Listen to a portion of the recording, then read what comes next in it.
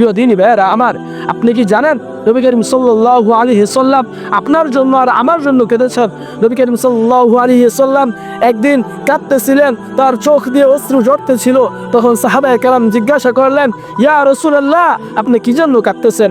তখন নবী করিম সাল্লাল্লাহু আলাইহি সাল্লাম বলেন, আমি তো কাঁদতেছি আমার সাথীদের জন্য, আমি তো কাঁদতেছি আমার ভাইদের জন্য, আমার ভাইদের জন্য আমি কাঁদতেছি, আমি আমার ভাইদের সাথে দেখা করার জন্য আমি কাঁদতেছি।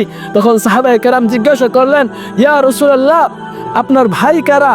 আমরা কি আপনার ভাই নয়? তখন নবী করিম সাল্লাল্লাহু আলাইহি সাল্লাম বলেন, না, তোমরা আমার ভাই নও, তোমরা তো আমার সাহাবী।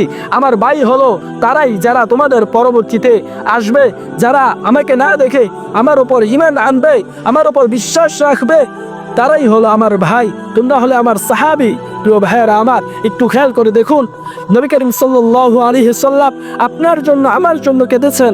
নবী করিম সাল্লাল্লাহু আলাইহি সাল্লাম আপনার জন্য আর আমার জন্যই কেঁদেছেন, কারণ আমরাই হলো সে ভাই যারা নবী করিম সাল্লাল্লাহু আলাইহি সাল্লামকে দেখি নাই, তারপরেও তার উপর ঈমান এনেছি।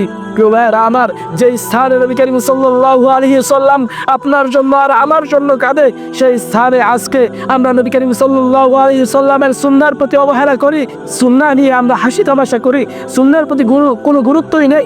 অথচ আল্লাহ সুবহানাহু ওয়া তাআলা পবিত্র কুরআনুল কারীমে বলেন, ওয়ামা আতাকুমুর রাসূলু ফাখুযুহু ওয়ামা নাহাকুম আনহু ফান্তাহু।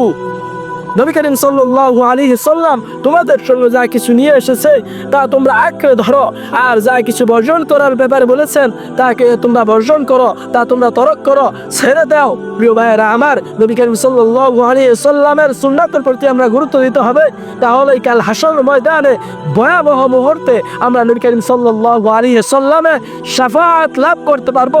নবী করিম সাল্লাল্লাহু আলাইহি সাল্লাম আপনার জন্য আমার জন্য শাফাআত করবেন।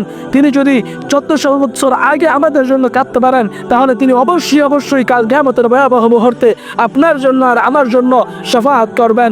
আর নবী করিম সাল্লাল্লাহু আলাইহি সাল্লাম যে ব্যক্তির জন্য শাফাআত করবেন, সে ব্যক্তি অবশ্যই জান্নাতে যাবেন। আল্লাহ সুবহানাহু ওয়া তাআলা আমাদেরকে নবী করিম সাল্লাল্লাহু আলাইহি সাল্লামের সুন্নাহর প্রতি পরিপূর্ণভাবে গুরুত্ব দেওয়ার তৌফিক দান করুক।